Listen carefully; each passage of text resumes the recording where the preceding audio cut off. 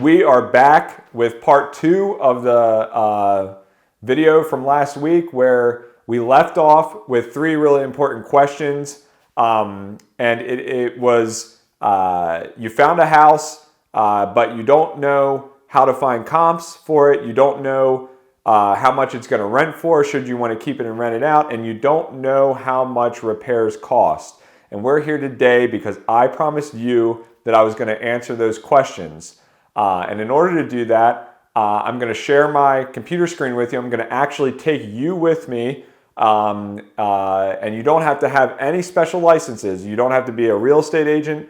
You don't have to have any special subscriptions. These are just websites that you can get on and use as a regular consumer, at least here in Maryland, and I'm sure anywhere else. So I'm going to take you with me. We're going to dive right into it. So let's just get into it right now. Let's hop into the computer. All right, people, we are going inside my computer. You're literally going inside of my machine right now, I swear. So we're going to go, I'm going to show you how, if you're not a realtor, if you are a realtor or a real estate agent, at least in Maryland, there are other sites that I think are probably more thorough. But if you're not and you're working with just what you have, you can easily use Zillow to pull comparable listings, because that's kind of the point, right? Is you want to find what homes have sold for, so that you can understand what the market is where you're shopping for a potential deal.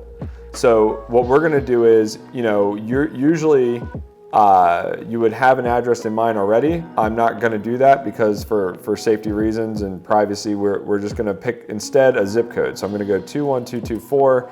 And what is 21224? That is a kind of a popular neighborhood that spans all the way from Baltimore County into downtown east side of Baltimore.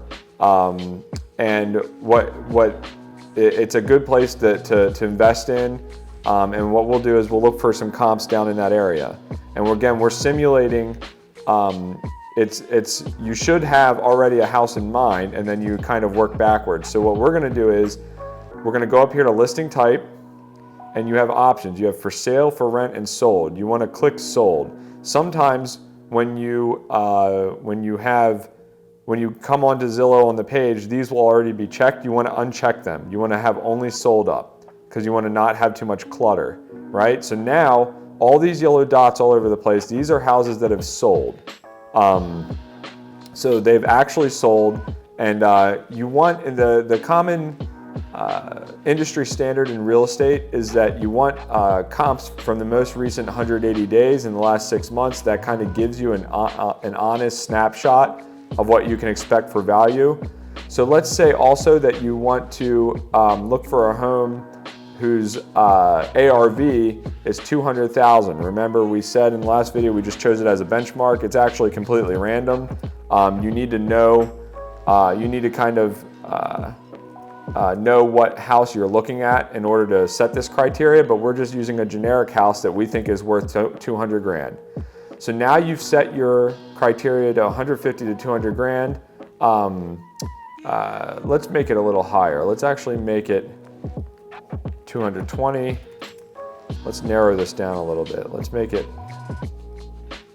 190 to 220, because you want to narrow it down a little. Okay. So now you can see we have houses that have sold recently for between $190,000 and $200,000. Now, you want to notice where they are. Okay, so you kind of zoom in on your map and you start looking around, and you can hover over them, right? This one sold for 217, this one sold for 191, this one sold for 219, this one sold for 203. Now, you need to have your subject property. So we're in Baltimore, and let's say you found a property that was on Fleet Street here. So you need to be looking at ones that have sold that are on or near Fleet Street, like less than 0.25 miles away, less than a quarter mile away. That's where you want your radius to be. So you kind of want to be looking here. You don't want to be looking all the way out here, which is still the same zip code, or all the way over here. you kind of want to, and you also want to look at which ones were 3 bedrooms and 2 bathrooms. Let's say your subject property is 3 bedrooms. You don't want to use a comparable that's a 2 bedroom. You want to make sure. So you have to do a little bit of digging, but you want to make sure you're looking for 3 bedrooms. So you got 3 bedroom there. That sold for $215. 2 bedroom there. That one doesn't say. That one doesn't say. That one doesn't say. Weird. 3 bedroom there. You want to take that one. And you want to do this until you've identified a solid 3 or 4 comps. Then what you want to do is you want to take those comps and add them together and create the average of what that comparable price was. Now you have, if you already have your subject property that you're looking at, you now have just discovered a very honest average ARV for the area. And the reason, your proof is you now have listings that have actually sold. Another thing you want to do is look at the finishes in these pictures. You can see insides of these pictures. I won't go into them because these are other people's listings that have sold, but you can see inside. You can see the pictures and you can see what it sold for. So now you literally have proof of what the market performs like. That's how you do your comps if you're not a realtor.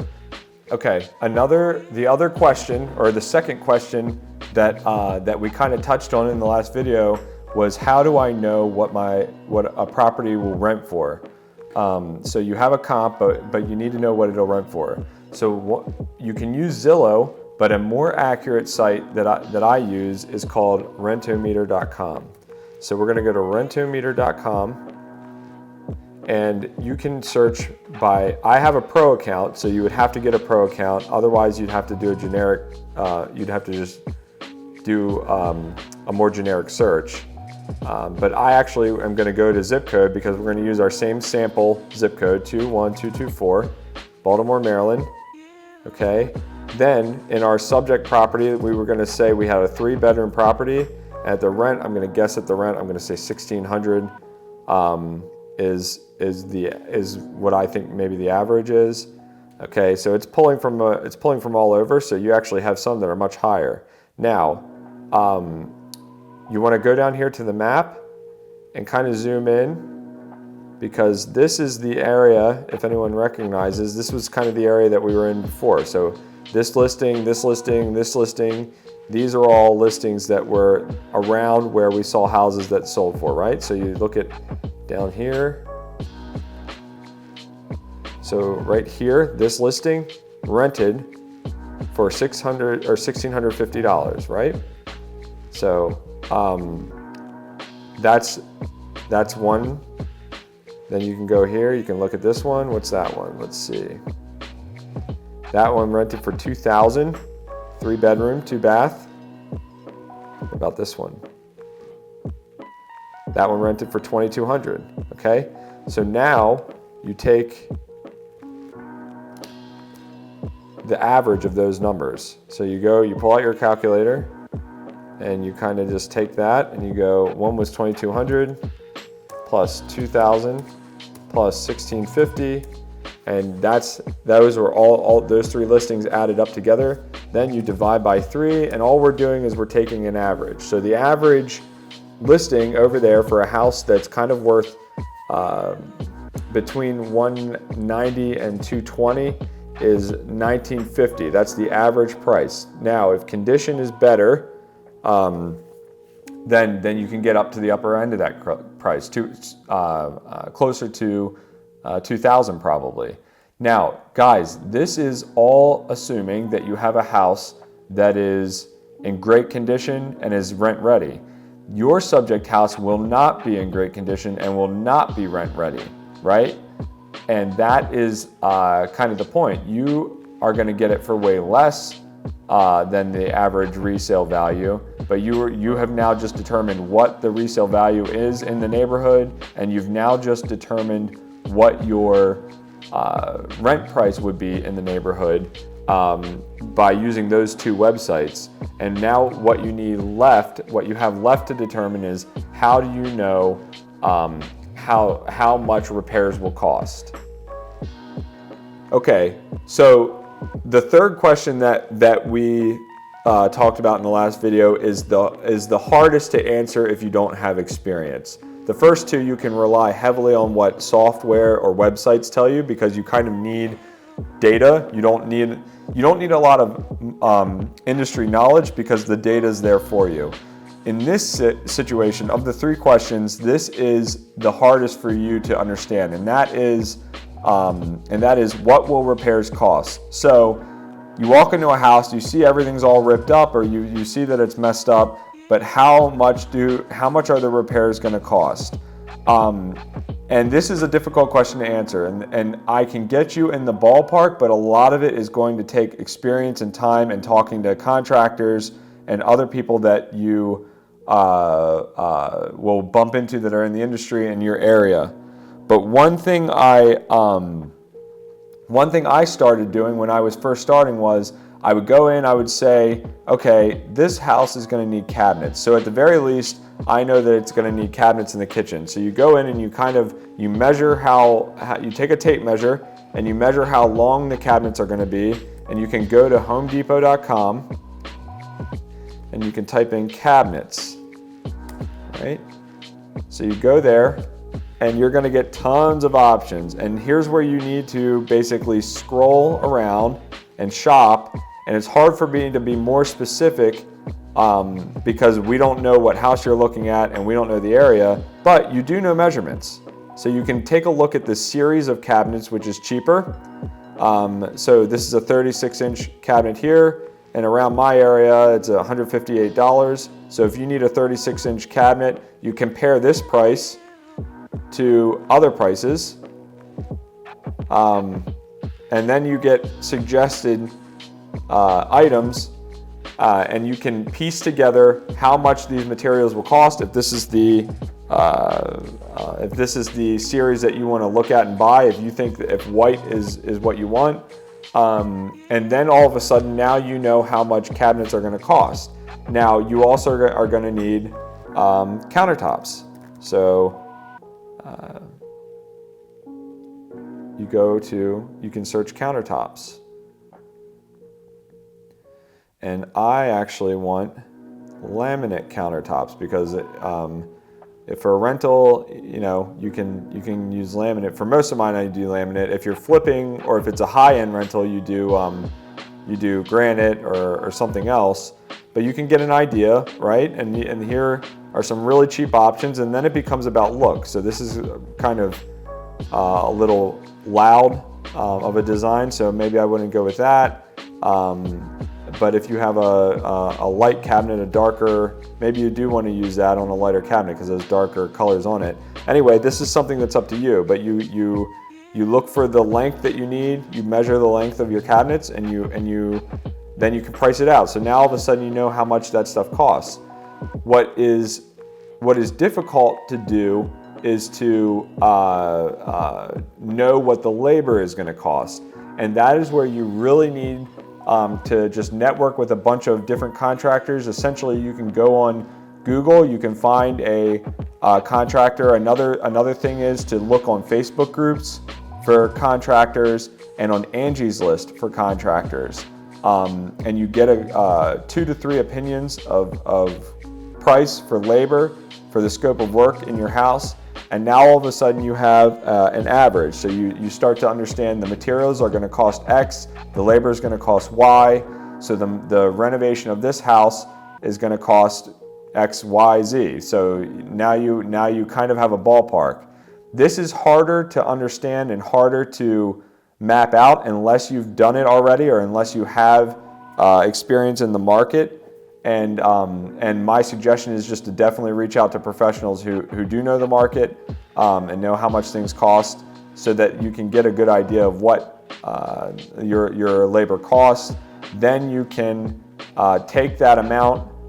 In our last video, we said it was $25,000. So you kind of take that $25,000 and plug it into your equation, and that's how you find your repair costs.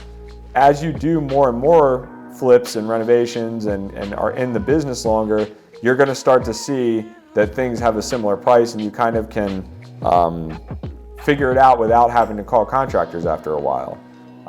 And then you can kind of do the estimate yourself. But that is essentially how you answer question 3.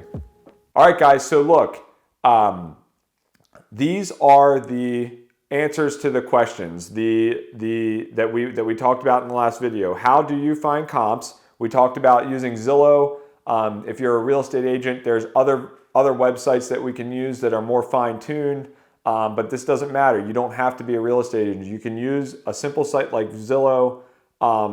Then we have you can find rent comps using a site called Rentometer. You can actually also use Zillow too. You can click the Rent Zestimate tab in Zillow. If you search around on there, you can find it, and you can compare those two numbers, which will help you.